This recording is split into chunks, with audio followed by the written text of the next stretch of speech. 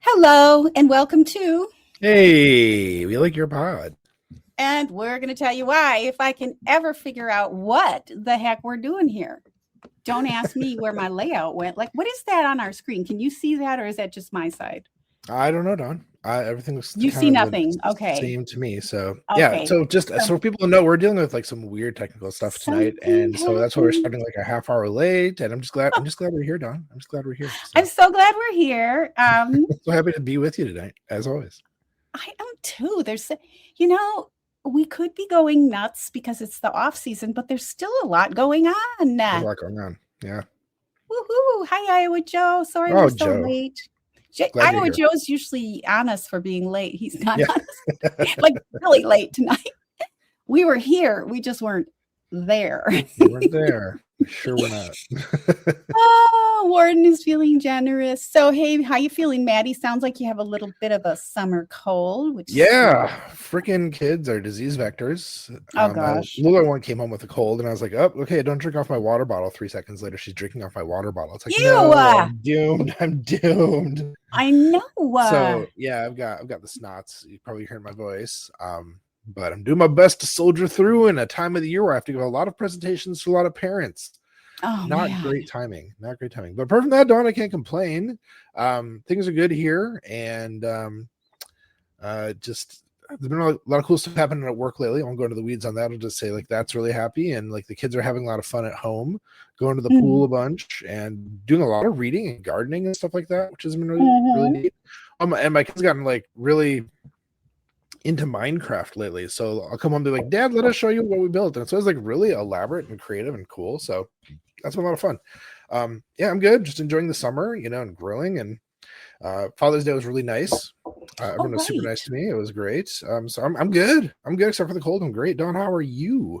Yay! I'm doing well. I've been getting a little stronger. I've been doing physical therapy for my crazy leg injury, and I'm like getting some muscles, and it's been great. And the pain is gone. Yay!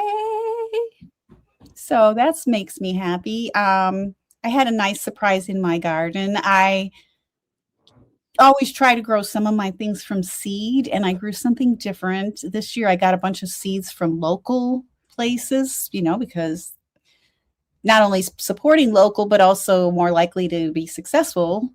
But I'm growing an herb. It's called borage. Somebody might pronounce it differently, but it's like it's used in skincare. That's how it's got medicinal value. But it's this really cool, just very true blue flower. But it's also fuzzy. So the cat loves it, although I don't let her out there too much. But yeah, so that's been fun. Did some hula hooping today. Got my trampoline out. Yeah. Wait, what? Yeah. Like, as though this is something you always talk about, daily hula hooping. Get my trampoline. What? I used to do daily hula hooping, actually. Really? I used to do 30 to an hour a day of hooping, like really serious hooping. So much. Yes, so much. So now I'm trying to mix it with trampoline work. Nice. Yeah, so getting moving again. Yeah. Getting a lot of details about the trial that's going on down in San Diego. Decided, speaking of germ factories, not to attend because I don't want to get sick. People are like, yeah, I got sick. And it's like, yeah, no, thanks. You don't need that. No. Yeah. So, yeah, I'm having a good time here. It's great. It's still June here. So the weather's June. It's 70, It's the same as it is all year round. Not quite 73 yet. That's the August weather. Iowa says Dawn should avoid the trampoline with the amount of injuries she's dealing with. That's right. Yes, well, I agree. Right. But I'm not like, I'm just doing little jumping, not like flipping or anything like that. So just Don, I've worked with a lot of students who worked at like trampoline parks around town. There's actually kind of a lot of them in Cincinnati. And they would say, like, yeah, the thing about working at a trampoline park is you have like 911 ready at all times. Almost like you can't speed down 911. It's only 3 numbers. But like there was really, because it's like they gotta have an ambulance coming out at least once or twice a week. Because I those bet. kids are dangerous. Now I hear you have a little trampoline doing little jumps, but Yeah. just be careful out there. Yeah, no flipping or anything like that. Yeah. That'd be Tosh is not a fan of the hula hoop. She's afraid of it when I hoop. And so I'm trying to get her accustomed to, it's like, it's not going to hurt you, but she sees it going around and she wants to be involved. Mhm. I think one of these days I'll be hooping and she's just going to go flying after the hoop to try and take it down, because she's a cat. 'Cause cats are Trampoline, I kind of don't want her involved in that because of the springs. I don't want her catching her paw in there or anything, but yeah. I don't think she will. So. It could happen. Yeah. So, did you watch any of the Packers softball game fundraising? Some of the clips that are online. Yeah, So it's fun. It's fun stuff. It's I wanna hilarious, go. because Micah Parsons is so competitive, he can't help Oh my himself. gosh! Yes. He did anything too dangerous look like. My only real concern about anybody's safety was when somebody was like throwing a ball to Keyshawn Nixon to get Jordan Love out and almost hit Jordan Love in the head. He just barely deflected it. It's like, Oh my Keyshawn gosh! Nixon, you got to catch the ball, man. You can't get Don't hit the quarterback quarterback in the concussed. head. We don't need that. But otherwise, apart from that, the clips were a lot of fun. Yeah. Mm-hmm. I think that'd be fun to attend. If I were in yeah. Wisconsin this month, I would have done that, but I'm They not. have to stick around and like sign autographs and stuff like that. They probably do, right? You think? Right, they do. They showed footage of that. So there you it kind of go. reminded me of when I was little and my dad would take us to practice and we'd get to interact with the players. I love that. Back in the day where that was like a normal thing, there wasn't, as much crazy security and everything that's going on right now. So, yeah. So I have a lot to talk about. Do you?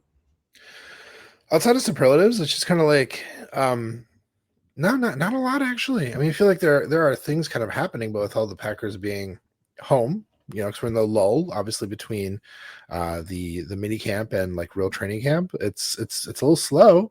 And for that reason, Don, I tip my cap to the people making content every day out there, even every week, because it's not easy right now. So there I am. Hi, all right. So Sorry.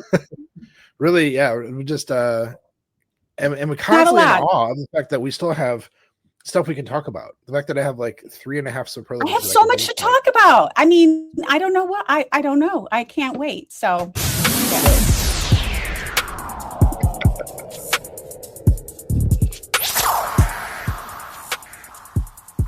It's time for this week's superlatives.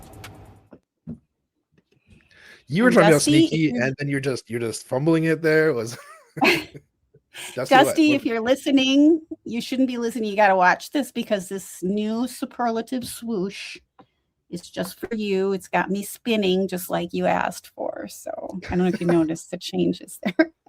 I did. Yeah, I did.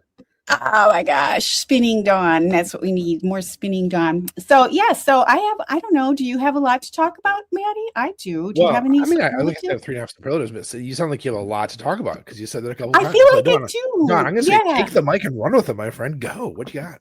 Okay, well, let me find the okay. I will. Okay, so I had 2 bonuses, but I'm gonna start with the bonuses. Okay, because I think they're interesting. Like dessert first. Right. So the bonuses were both relating to NFL law. So I'm going to go with the one that kind of came out in the news today. So it's the most contemporary. So if you haven't heard, Lions cornerback, who they had as a first round pick just 2 years ago, 2024, Terrion Arnold makes first court appearance after robbery and kidnapping charges.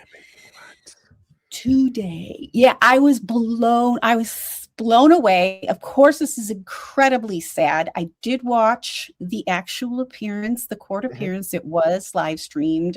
Florida is called a sunshine state as to their legal stuff. So they They anything you want live streamed, hearings, trials, every little procedure, even the back and forth between the lawyers, it's almost always publicly available. And I like that.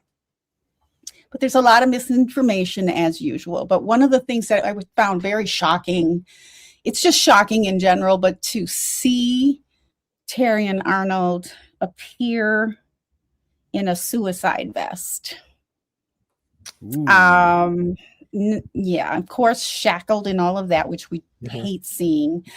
But I've seen that before in some really serious crimes.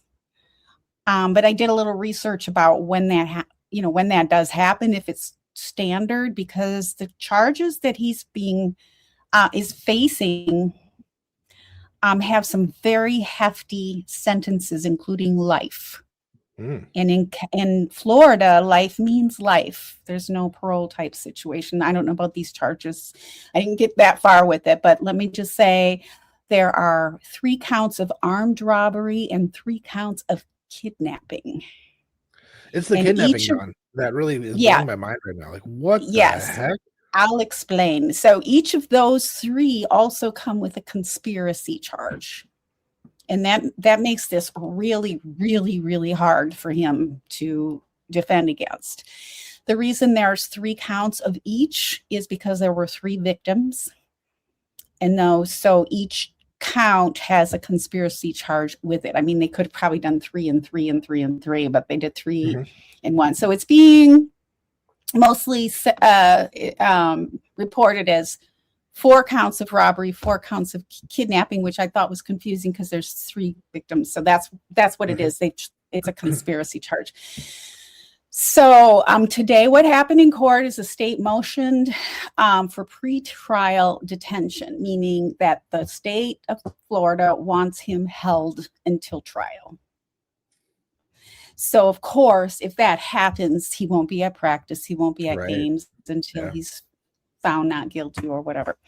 So they motioned for pretrial detention, which they do for serious crimes. And so Monday will be a bond hearing, and they will argue the pretrial detention motion. And I'm very, very familiar with Terrion Arnold's lawyer, which is interesting. So he's got a good lawyer. And so they're going to go in front of the chief judge for Hillsborough County in Florida on Monday, who will hear those arguments about the bond and whether he'll be held or not. If he does continue to be held, he'll miss all the team activities, practices, and probably games, because usually, as you may or may not know, it takes a long time to get these things to trial. Sure. So, a lot of defendants are sitting there waiting for trial for a year or 2, even when they even when they opt for a speedy trial, they're still talking about 9 months of time for preparation. And so with these type of charges, it's very, very unlikely he'll be released with bond. But Mr. Jansen he's the lawyer to do it, and he will make the arguments, that he can be released on things such as house arrest, giving up the passport, those types of things. And he will argue that he's an NFL player, so he has ties. He doesn't want to leave the country. He wants to be, practicing and playing with his team. And he'll probably unless they have an international game done, then what? Right. He wouldn't be able to go to that. No doubt. Sure. They wouldn't allow that. So that's a good point. But then the argument is just, even if the risks, it's a manageable risk, but it's a very high mountain for them to climb. So right there, Monday's a big deal. And then after Monday, it's just going to be a long, long, long, long process. So, you want to hear what he was alleged to have done? Yeah. In terms of the kidnapping? Okay. So I looked at the state attorney's website, because the arrest warrant and the affidavit for arrest, the probable cause, has not been released yet. There's been a lot of reporting on it, and some people have had it in their possession, but nobody's shared it yet. they probably come to, tomorrow or so. But the state attorney's office says that no one has the right to take the law into their own hands. A dispute over missing property does not justify kidnapping, violence, and retaliation. This arrest is a result of months of investigative work and collaboration between the Tampa Police Department and the prosecution. So Terrion Arnold's co-defendants, and there are 6 total co-conspirators. Oh my goodness. Right. And I think his arrest, I think it's fair to say that his arrest warrant, which happened yesterday, he turned himself in, came about because 2 of the co-conspirators have made an agreement with the state to plead and to cooperate. So now they have what they need. So 2 other co-defendants, these appear to be female co-defendants. One was presumably his girlfriend, Ariana, and Jasmine. So they pled guilty, I believe it was yesterday, to their roles in the crime during a court hearing. Yeah, yesterday, June 24th. So one of them was sentenced to 4 years, even with the plea deals. So they're not just, walking away. And then Deval, Ariana, which I believe was at least reportedly his girlfriend at the time, has not had a sentence yet. So they're required to testify truthfully. And so that can be pulled away if they not truthful.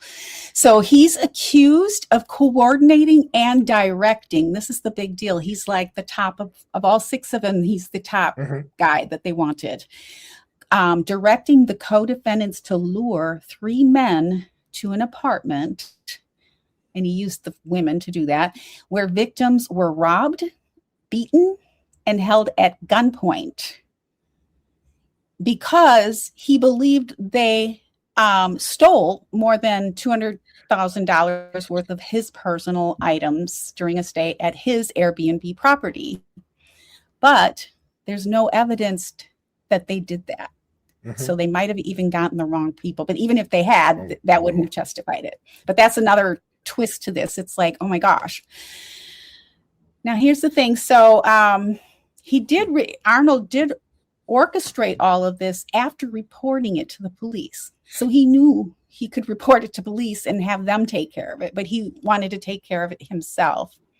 So this happened back in February. And each of the kidnapping and the armed robbery carries a potential life sentence. So now you've got 6 counts of them, right? So this is super serious. They lured him in, they pistol whipped, held at gunpoint, and robbed them. And he also, here's the weird thing. Here's the really dumb stuff.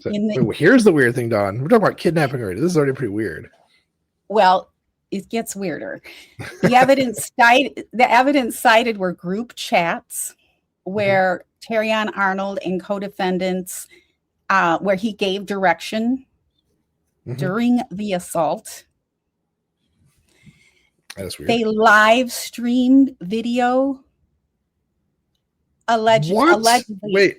I think, they said it says live streamed on their thing. I think they meant FaceTime, but this is from I think there's an error on the website, but I heard hope FaceTime. So, because what? Either way, you can live stream.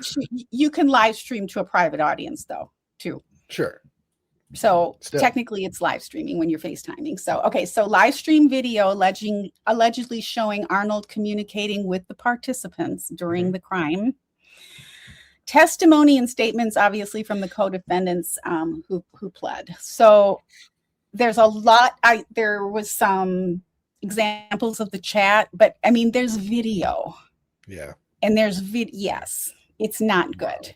This is not looking good at all. So there were months and months of investigation. This happened on February 4th, obviously. So it kind of has that OJ feel. Remember OJ? Yeah. ended up in jail, in prison, because he tried to recover what he thought was property, of his own. So of Mhm. his from a Yeah. theft. So it's kind of crazy, huh? Mhm. It's super Kind of, sad though. Dawn. Yeah. Yeah, no, it's crazy and it's funny and not funny. It's so mind-bogglingly outside of like what anyone would think to do. It's like, why would you do that? Why would you think that's the right move? What are you doing? What are you doing? What are you I doing, Kara? know. My I know. goodness. He has his whole life. He's 23 years old. 23 Oh years old. man. He had his whole life, it's so sad. But I think he knows what the gravity of it, thus the suicide vest, which is Mhm. really weird because I thought, well, maybe they just, because I have heard things, watching trials and things over the years, and you Mhm. see people in those, they call them turtle suits, they're green and they don't have anything on underneath them, and it's just like, what are they wearing? Why are they wearing that? But so I was wondering if it was like customary for somebody who's like just gone from a life like he has to being in Mm. jail and possibly Yeah. never getting out and facing life, if it's just standard. But evidently it's not standard. It has it's determined based on how they present themselves, and they get a psychological analysis. And so imagine he's going through it right now, and it's just shocking that Mhm. anyone would do that. And of course, you know, that's that. But there's going to be a lot of talk about it, and there'll be another hearing on Monday, and then there'll be hearings after that. Once they get regardless of what is decided in terms of him being out on bail or not. Mhm. Again, it's very unlikely that he will. Um, Regardless, the trial will go on, and so there'll be lots of hearings and lots of things in the future. And because it's Florida, we'll be able to see that one live. Mm. Mhm. Yeah. Wow. So, yeah, shocking, Yes. Yes. crazy. Wow. So, yeah, should I do my second bonus since I'm Sure. Go for it. You got the mic? okay? So I had two bonuses regarding NFL law, and I couldn't remember, Maddie, if I talked about this or not. But did I mention about a month ago that Coach Flores of the Vikings, the defensive coordinator there, he won? So in other words, I shouldn't say he won. The NFL lost. The NFL took their case that Flores has had against them for years, Mhm. all the way up to the Supreme Court, Oh wow. because they wanted to insist that it gets settled via arbitration, because NFL has super strong arbitration clauses for Mhm. anything and everything. So that's why Yeah. you don't see a lot of cases against the NFL, and a lot of things are kept under the, swept under the rug and hidden and that Mhm. type of thing. But in this case, the Supreme Court said, no, you're going to have a trial. You're going to have a trial. So the Flores case against the National Football League has Mhm. a case number. It's going to be heard in the Southern District of New Oh York, where really? you don't want to Okay. mess around.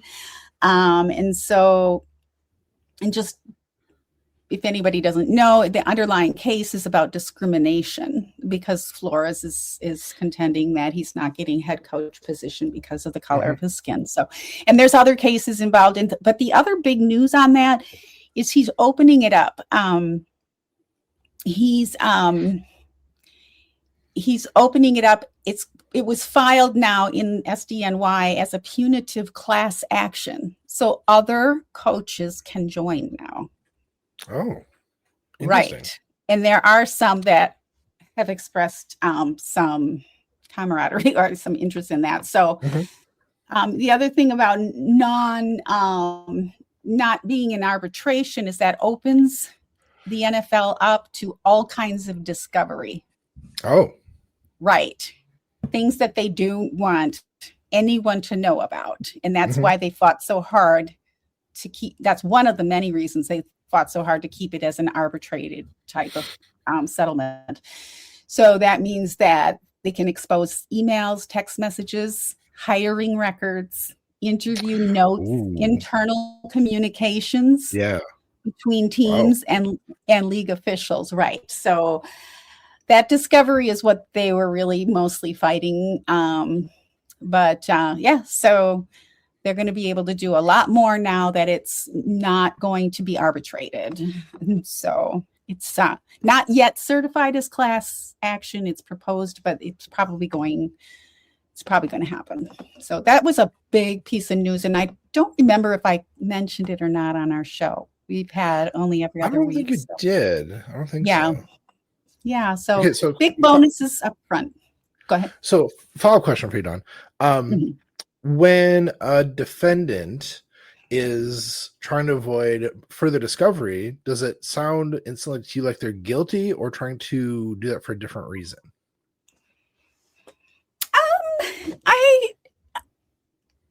I wouldn't say guilt.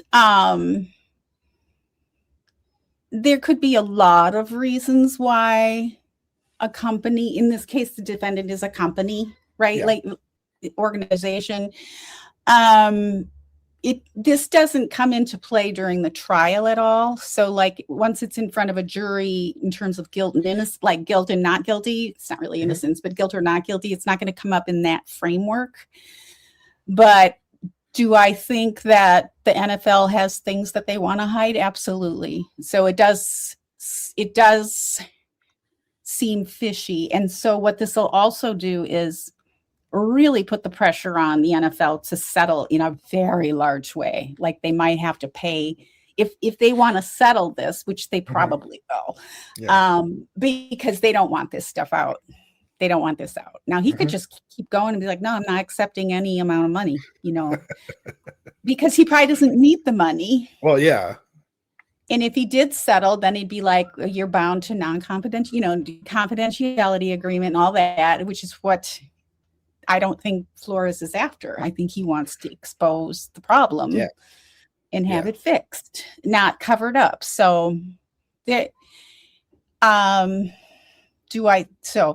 it indicate to me that the NFL has things that are illegal that they want to hide? Kinda, but not necessarily. It could also just be,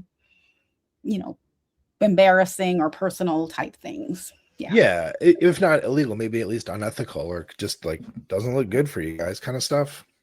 Yeah, not nice. Not nice. Right. There you go. not the image you want to have. Yeah. Yeah. Oh, wow. Holy cow, Dawn. You're blowing my mind here tonight. Left and right. Holy cow. Yeah, those are my bonuses. I have some more football-y stuff, I think. What do you have, Maddie? All right. Well, I'll do my first superlative. My first superlative, there is one of my favorite things, right, about trying to find stuff to talk about on the show. Not like it's like we are going out of our way to find stuff, but it's like as you kind of have your antenna in the air and you're kind of like seeing some stuff. I love it when like an account that you don't know as well, that has like maybe a couple thousand followers or whatever, like goes and like puts up something really cool. You're like, whoa, I didn't know this account was capable of something so awesome as this. I wasn't familiar with your game. BGPG on Twitter. That's let me see. Bay Green P. I don't know what the BGPG stands for, but it's account that posted. Do you know what it is? No, Packers guy. I don't know. I'd have to look it up. I don't have it up on my screen. So Green there's a video that this account posted that was every Aaron Rodgers Hail Mary, but with the opposing team's radio call. So just like really tasty, Oh, fun. You see like these fun, Hail Marys that like we've all seen so many times. We know some of like the Joe Buck audio on them, from memory, so to hear like again the opposing teams, color guy and everything else talking through these and the very few outside of like Paul Allen will be like despondent if their team loses. So it's not like they're crying about it, but it is they're like, no, I can't believe that happened to us again, like that kind of stuff, and not to chortle in the face of like the losers, because obviously we've had a share of that too, but just saying, creative idea, well executed, and just a lot of fun. And I feel like, Don, lately, doesn't it seem like to you like sort of a nostalgia starting to rise up among Packers fans for like, some of Favre's, or not Favre's, well, no, some of Aaron Rodgers' best plays and things like people are like, oh, I wish he was our quarterback, because I think a lot of us are happy with Love, but there seems to be a little bit of like a little nostalgia for Aaron Rodgers lately. Have you seen that? Am I making that up? What do you think? I did see it reported that Tom Brady said Rodgers was the best to ever do it, or something along those lines. I didn't see recently. that, but true. So it's like, yeah, maybe because people actually believe he's going to stop after this season. You don't believe him? I mean, I don't believe him, but he probably will, because time's ticking. Yeah, catching up. That's for sure. I mean, how do I say that? I don't hold him to it because train. I don't hold him to it because I don't care. Like, he can do whatever he wants. He has the right to change his mind, in other words. But the fact that he said this is the last time for realsy this time, I mean, he's been saying it for like 5 years, so I guess I'm kind of exhausted. But I don't care. I wouldn't hold it to him. It's not that I don't care. I wouldn't hold him to it if he decided to come back. But so it's not a belief thing. Yeah. Mm-hmm. So, okay, now I've got the handle for this account, by the way. It's okay. Again, BGPG, but that's at Bleed Green P Gold. What's the P for? At Bleed Green P Gold. That was posted on June 16th. It's tons of fun. I'd highly recommend it, folks.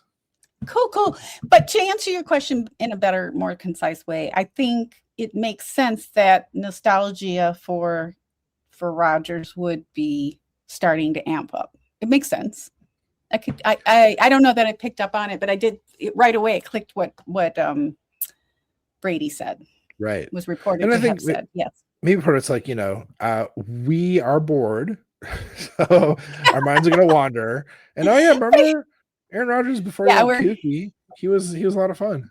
He's tons of fun back in the day. That's right. Well, I picked one of my first superlatives here was also kind of in that same, like, somebody we don't talk about a whole lot, and this is Lombardi Ave. We talk about once in a while, but this was a article written.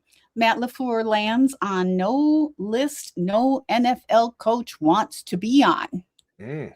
So I was intrigued, but I don't know that there's really a list, and it was a good headline and it got my attention. But basically it was about a lot of things, but initially it was about how LaFleur is under pressure to, not just win during the regular season, but to win some playoff games, to have, and there's a lot of people talking about that, kind of stating the obvious, I guess, but I mean, I hope it happened. But one of the things that I thought about when I was reading the article is Matt LaFleur has been the Packers coach for 8 years. 8 years! Which is crazy, right? I know. How did that happen? I want my 8 years back. Passes. I know. It's crazy. So that was a good article. I recommend it. Who's the author of the article? It was, let me find it. Make sure to give them their due. I am sorry. I just closed it. Hold on. Let me grab it again. I said Lombardi Ave, but I didn't say the purse. The person is Luke Norris, and it was written on June 21st. Luke Norris. All right, Luke Norris. Good job, Luke Norris. Love it. Good job. Yeah, he's on the warm seat. I do get exhausted. I don't mind reading about this in the off season at all, because we're looking for things to read about and stuff. But I don't love hearing about it during the season over and over and over. Come on, let it go. Like, just enjoy the game. Yeah, it's like we're in the middle of the season. We don't have the perspective of like the full, narrative of how the season went. Like, why are we trying to talk about people losing jobs right now? It's like it's not so bad that it's an emergency. It needs to happen now. It's like, no, we just need to see how things play out first. Just let it happen. Let it run its course. I hate that midseason. Fire Matt LaFleur now, or any coach ever. Fire them now. It's like, no, man, come on. But I would say, yeah. Go ahead. I'll say I think an assessment that he's on a warm seat, I think, is fair. It does seem like the clock is ticking, and if he doesn't get like better results than just kind of like getting in as the 7th seed and maybe kind of doing something, probably not. That's not sustainable. They're not gonna keep him around a lot longer if that keeps being the case, and it's been the case a lot now. So I don't know. Warm seat for sure. Do you think that a head coach change could, everything else being equal, could actually change that? That's such a good question, because I mean, you look at the Bears, and Ben Johnson came in, massive resurgence. Yeah, but a whole new team, practically. Yeah, he had a whole bunch of new players. Yeah, because they changed for so long. He had a really good roster by then. Yeah, don't you think? Well, I can't remember enough of the specifics to really to make an intelligent comment on that Right. one. I will say, I think you have a lot of good points there. I think there were a lot of new players they brought in, but even still, the attitude really shifted. I mean, obviously we hate Ben Johnson, but the guy definitely seemed to bring the team together with his ridiculous shirtless antics and his screaming about the Packers, his classless behavior, let's just say. So I think it's possible to like do a lot to change the direction of a team with a new coach in a very short amount of time. Hopefully for the better, ideally. Like Matt LaFleur's first season, he did a lot to like get Rodgers, seemingly excited about playing again. And like the team did much better in LaFleur's first year than in, McCarthy's last year. So is it possible for a coach to come in and make a big difference? I think, yeah. I think in year one, yeah, absolutely. Do I think that we're at the point where we need to flush LaFleur? No, not yet, but it could be coming soon, just the same. I think this is a very important season for him, for sure. When the team's in rough shape, you look to like, is it the coach? Is it the GM? What is it? I don't think Brian Gutekunst is to blame here at all. Honestly, I feel like he's been a really solid GM, and even if he's not like the best in the league, like Howie Roseman or whatever, he still seems to be really good. So I think if the axe has to come down on someone's head eventually in the next year or two, if it doesn't go our way, I think it's gonna be LaFleur. Yeah. Do you think that people feel that way because LaFleur is a quieter type, not a rowdy, loud coach? Do you think it's really the coaching, or is it the outward personality? I think Matt LaFleur doesn't come across as like a tough guy, like Dan Campbell, for example, good example of that. He seems like slightly more, effeminate than a lot of other coaches do, with his perfect eyebrows. And he seems kind of like, softly spoken, and even gets kind of, Don, I don't want to use this word, but for lack of a better word, and I hate to say it, he comes across as kind of bitchy, in like some of the press conferences. He's getting kind of short with the reporters, Well, that's better than effeminate. Okay. Yeah. But, okay. Well, I mean, yeah, I'm with you. Snippy. Yeah. Let's say snippy. It's not his gender to say snippy. But he gets snippy with the reporters sometimes. And I think that, yes. in a patriarchy that we're living in, frankly, right. It's easy for a lot of people to be like, oh, he's not tough enough, he's soft, blah blah blah. But then you listen to like people like Andy Herman who are there at practices, and it's just the reporters. Like he said, like, no, LaFleur will like get on them. He'll be aggressive in practice, even if he doesn't come across that way in front of a camera. Like he's out there working hard and like chewing them out if they're not doing their job, which I believe. I do too. But his persona, in front of a camera, in front of a room full of reporters, is definitely like not a big you tear his shirt off and bite kneecaps and all that stuff. That's not what he does. Right. He does to me. He seems, I wouldn't want to cross that man, and I wouldn't want to be, found slacking on his team. I think he's tough as nails. Yeah. He is a little bit more gentlemanly about measured. But I do think sometimes people equate that with that he's not tough in the locker room or on the field. Yeah. So I think he is. But yeah. Interesting. Okay, my turn. Is My it? turn? I Is don't it know. my turn or your turn? Sure, I don't care. Let's go ahead. I Somebody's go. forgot. No, it's your turn. Oh, great. Okay. Well, I guess I'll talk about. So, my next one, Yes. best news. Oh man. Okay, this is the thing, Don, that's really giving me life right now about the Ooh. Packers. We're worried about Josh Jacobs and the legal situation. What's going to happen there? It could be nothing. Maybe we get lucky and I there's hope nothing so. actually to any of it, and everyone's fine and yay. Of course, Josh Jacobs still has to kind of like. There'll be the people who never believe that he was, totally innocent. So that's the thing he'll have to deal with. That stinks. If he was totally innocent, that is. But regardless, there's this. It feels like a looming, like a ticking time bomb. Like we might find out any day that Josh Jacobs has to go to jail for several years or something like that could happen, right? Or just be suspended for the season or whatever else. Yeah. That's not what's giving me life. The thing that's giving me life, Don, is that Marshawn Lloyd has been looking good, which is like, well, okay, maybe we'll be okay if we don't have Josh Jacobs. I'd rather have him on the team. He's good, obviously. Yeah. But if Marshawn Lloyd is as good as everyone has been hyping him up to be, and he's figured out the health stuff, we could be in for a really fun sort of treat that we didn't really see coming, apart from just like as an idea, as a sort of what if eventually sort of thing. And so where I'm going with this is that Matt Schneidman for theathletic.com, of course, wrote a great article because he wanted to talk to the guy who Marshawn Lloyd was training with and getting the therapy and stuff from. The article in The Athletic, of course, is called Why Packers Are Very Optimistic About Marshawn Lloyd, this time with reason. It's great how, The Athletic was kind of designed with the idea of being a place where you can write more long form stuff, more in depth, kind of real journalism. And Matt Schneidman is so good at that. He's such a good writer for something that is more in depth like that. And this is a great example of that. It's another great article from Matt Schneidman. Because you get more of the full story, and it's not just like LaFleur, whoever, saying, oh yeah, he's looking great. It's like, well, no, actually the doctor's saying he's doing well, and we're seeing like real proof of it, and here's the reason why. And even goes into some of the detail of like what he's doing to get this improvement and this health back. So really, really fun article. Learned a lot from it, and gave me a lot of like reason for hope for the season.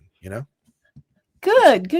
Well, yeah, and we can't just like Jacobs was really tasked with the entire running back. Like we used to have thunder and lightning, right? We need at least two running backs that are operating. Chris Brown's not good enough for you, Don.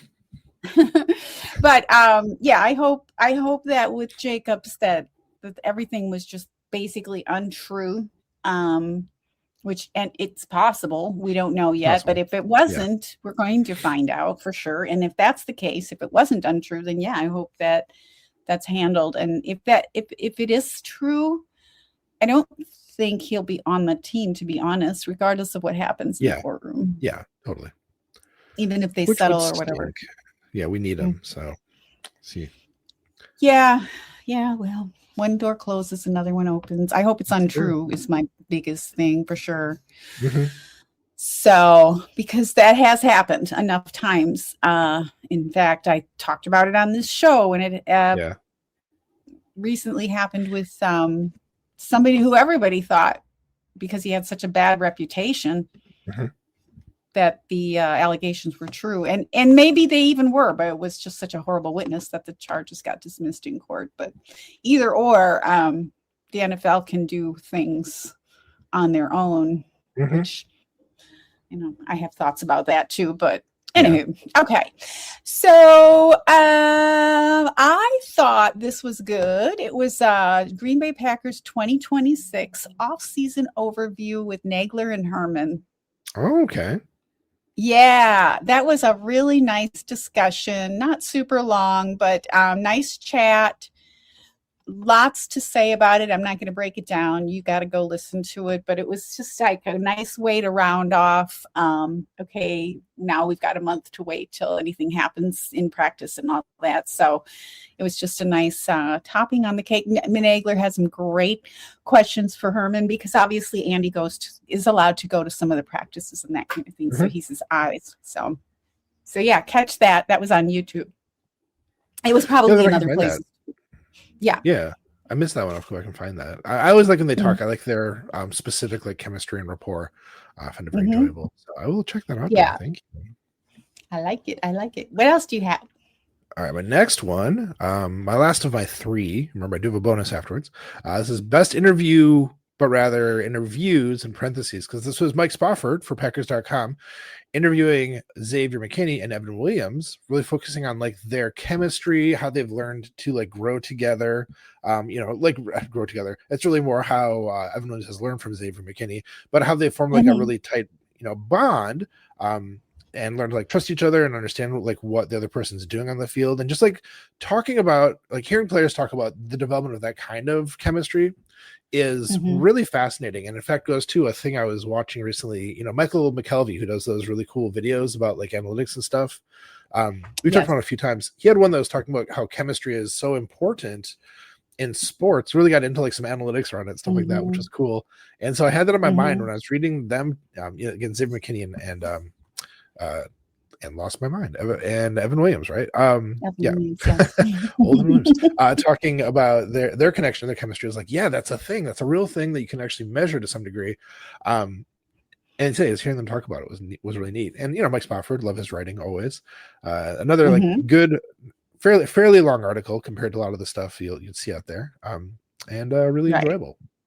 Good sort of like we have time. We have time to read because there's no games to watch. Woof, chemistry and relationships. That's the one thing, because I wasn't always somebody who enjoyed watching sports. I would like to do sports or do things. I wouldn't sit and watch sports. I just wouldn't until I did. And I would say that just seeing the relationships and the chemistry among team players, whatever team, but even like I was mentioning the softball game that the Packer players had, in this recent month. It's just really fun to see that team spirit, that teamwork, the relationships, the chemistry. It's really such a fun thing about sports that's not about sports at all. I mean, it is and it isn't, right? Not directly. So that's something to be celebrated for sure. Love that. So do you have another superlative? I have one more. This is probably a little boring, but what can I say? But this came up too. I don't know if you heard anything about this, but will the Packers suffer without NFL broadcast antitrust exemption? Another legal matter, sort of, that's gone up in front of Congress. Have you been hearing about this? Because there have been some statements put out by the let's see if I can by the Packers. Look at my notes. Sort of acidic sort of reply that the Packers posted. Are you talking about? It was, but I was like, but really? Are they just saying that to toe the line and to show their support to the NFL because that's what the NFL wants them to say?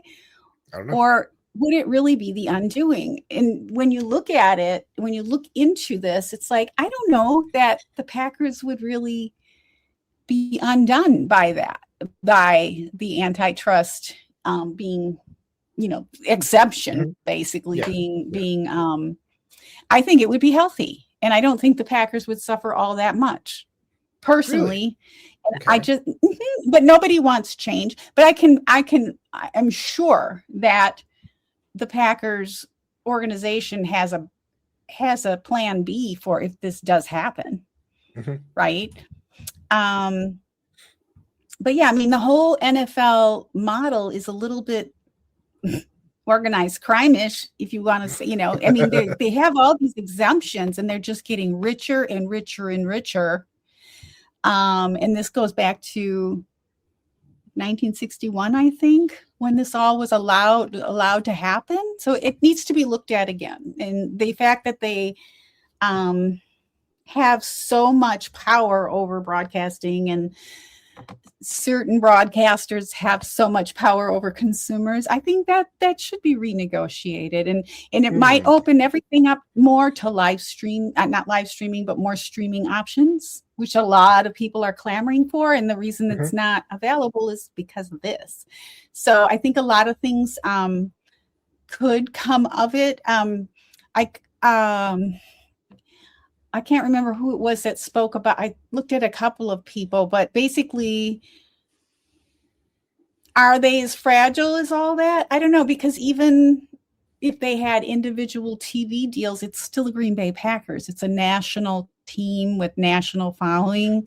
Yeah, They very have a popular lot of team. value. Yeah, I could see maybe a less popular team having a more of an issue with this than the Packers, Sure. personally. But Yeah, I I don't just know. don't I know know if the it's ins and outs, really but that real. Yeah. hmm. I think they said I think he said, I think the corporate line was existential threat. Mm. I think that might have been overstated. It's Personally, pretty I dramatic was thing like, to say. whoa, Like it's going to destroy the team. That seems unlikely. right, Yeah, but I don't know. The whole thing seems really messy, and like people with agendas that I don't fully understand. So I feel like I can't trust what any of the people in the thick of it are saying. You know what I mean? right, Um, right. You it's can't. like I don't trust any of y'all. I mean, like I love the Packers, obviously, but if we're talking about like the legal arm of things and the PR side, it's like, well, I'm skeptical for sure. Something like this from both sides. Mm-hmm. Mm-hmm. I'd like to know more. I'd like to know more of the actual truth of the situation. Yeah, it'd be more open, more negotiating involved. I mean, it'd be probably more initially to redo it, because no one likes change, status Mhm. quo and all that. But I think it's going to change no matter what at some point. Mm. I don't think it can continue to go on the way it is. Yeah. So, yeah. Interesting. All right. Well, I have, like I mentioned, on a sort of a bonus one from our last episode, which was that 3 weeks ago, Don? This is the off-season kids. That's Yeah. crazy. Um, Yes. Last time I had a moment of appreciation for again Mike Spofford, who I just mentioned, and Wes Mm. Hodkowitz. Sort of a general, like not a specific thing they did, but I really enjoy this sort of like thing about them. Well, I was thinking about that. That's really also very much how I feel about Andy Herman and Justice Mosqueda's weekly, Mm. episodes they do. Every Mhm. week I could be like, this week, one of the best things I heard was these guys talking about football, because it always is. So Mhm. this is a sort of general shout out and moment of appreciation for what they do together, because they're both very Yeah. smart. We've Yeah. had them both on our show, of course, and I enjoy their content separately. But when they come together, it's like Voltron with two pieces, I guess. But for a synergistic effect of smart people bouncing ideas off of each other and talking about Mhm. things like maybe Justice knows something that Andy doesn't know about, so he can kind of clue him in while also Mhm. cluing us in, we the listeners, and they both care deeply about, Andy would call it like nerd stuff, with football. But it's Mhm. sort of like, the sicko fans like us that are like following football in the off season and podcasting about it, that kind of stuff that I was talking about. I just so appreciate it. It's, since we listen to so many podcasts, right?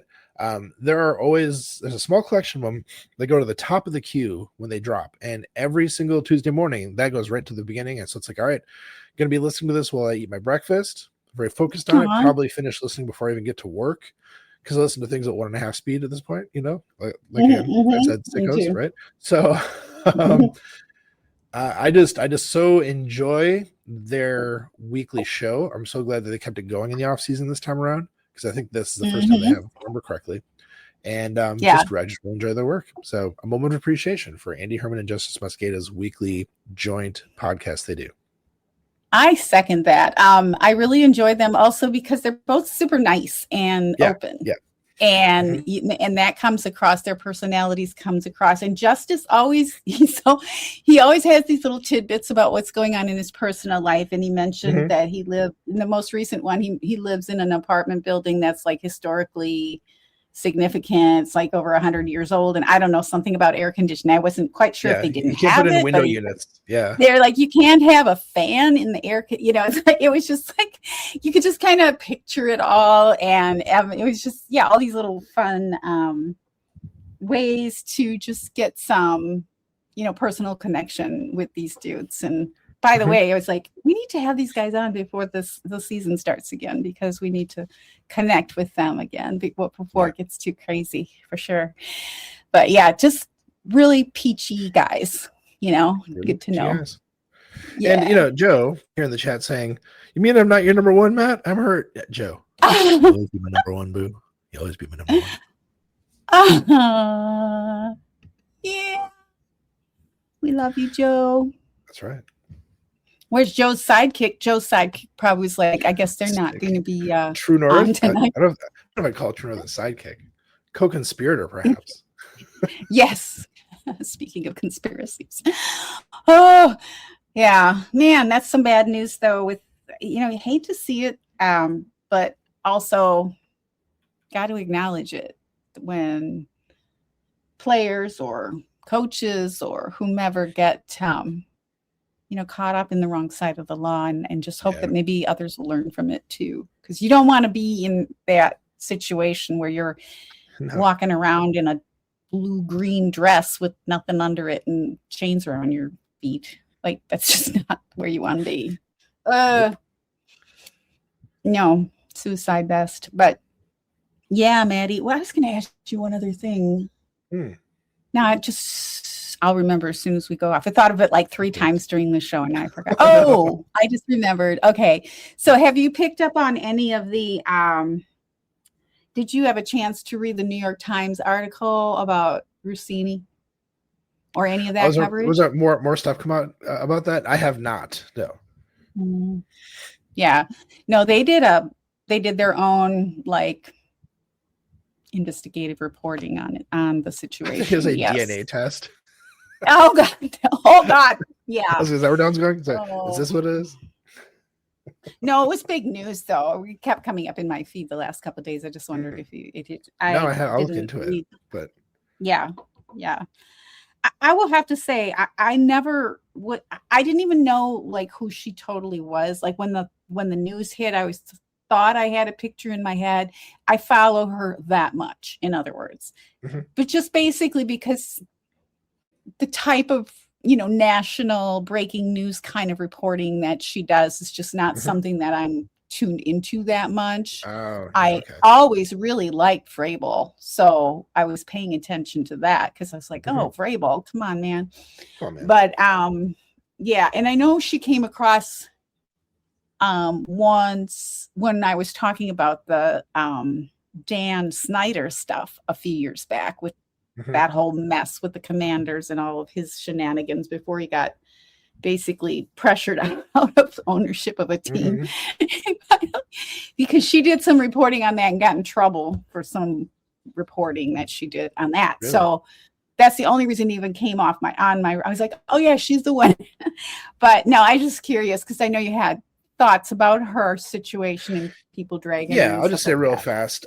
I do like her work. I've actually mentioned her on the podcast a couple of times in the past, and because I get like the notifications on my my home screen from Schefter and from Ian Rappaport, they've retweeted her stuff many times in the past. So like I was pretty familiar with her. I do still think that people have been more unfair to her than to Vrabel on this whole thing, but I would also say since the point that I was ranting about that on the show, a few months ago, she has not come across as favorably as she seemed to me initially. So it's kind of like, oh no, I think she has, and Vrabel both have plenty of fault here, and I think the treating of them jointly as like these people were cheating on their families, like okay, I think it's entirely fair. That's an entirely fair criticism level because they both seem to be. So, right, and honestly, I mean that's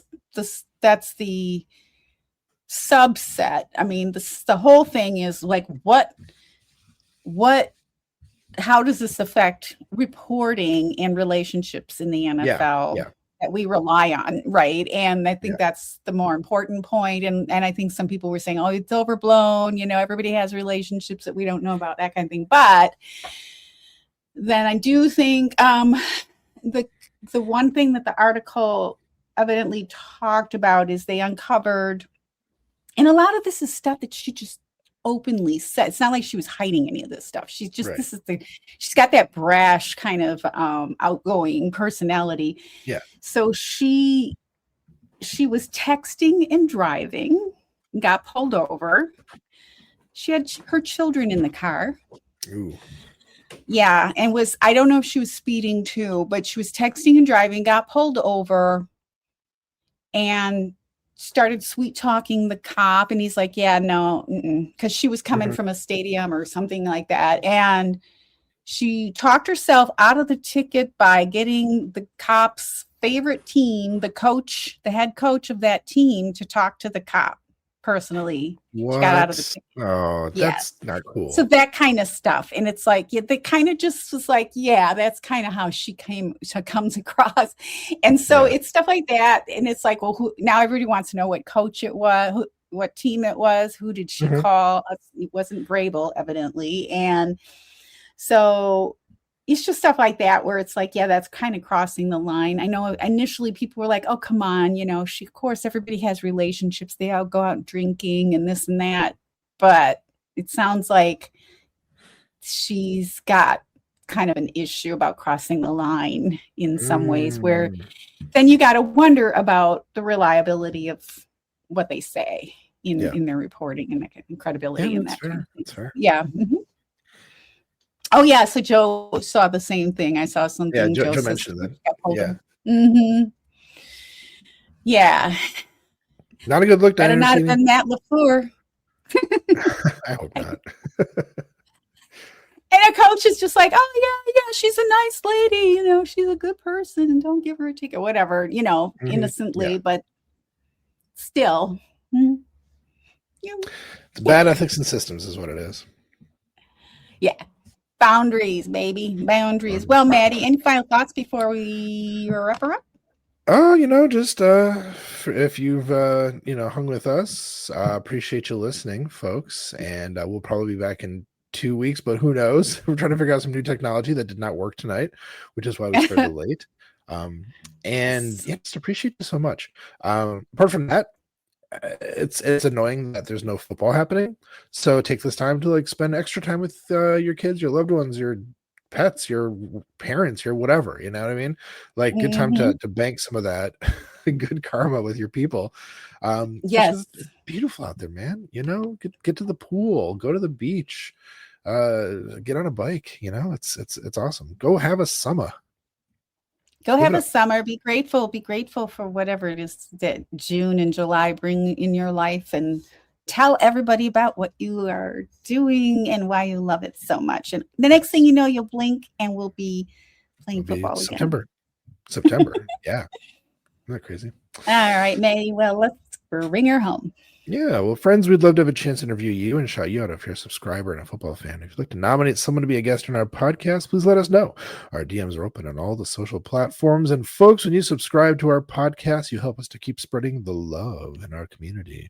And the best way to help this podcast grow is by sharing it with your friends and family. Yes, Maddie, that's right. Because we love you. We're so glad to know you, to be fans of you, and have the luxury of being fans of the most storied team in the NFL.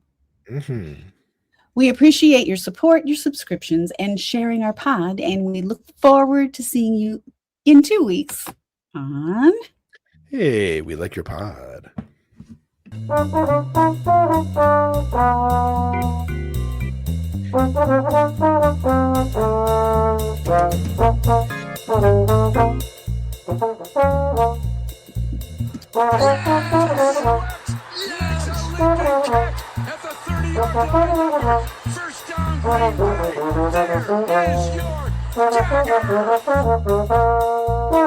Football in general comes down to discipline and people owning their roles.